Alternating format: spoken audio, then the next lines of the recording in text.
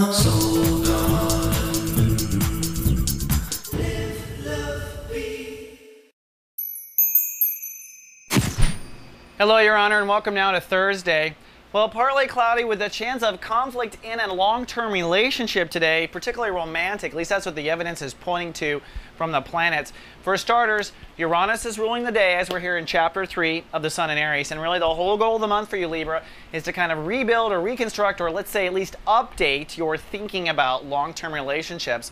And that spectrum, of course, goes from LTRs on the business level all the way up to marriage on a romantic level. So you're rethinking your approach to LTRs this month and reprocessing.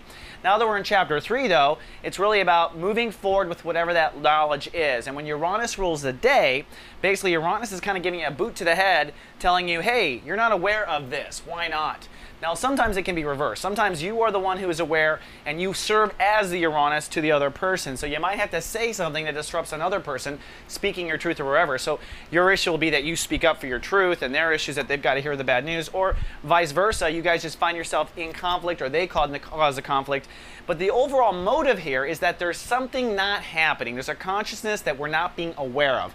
We're not being conscious of our full conscious, and that's when Uranus comes around and kind of bitch slaps us and says, you got to get on track with this. So Uranus is definitely ruling the day in that regard, and it will happen in an LTR.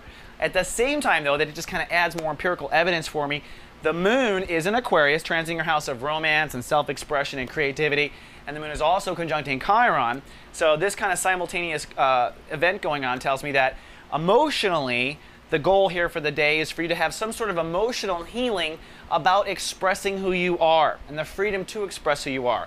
And of course, in a romantic relationship, the reasons why it's so exciting and we have butterflies is because we're just in this awesome connection where we're just expressing who we are, and they're loving us and you're loving them, and this cycle of expression. So this is the 5th house, we call it in astrology.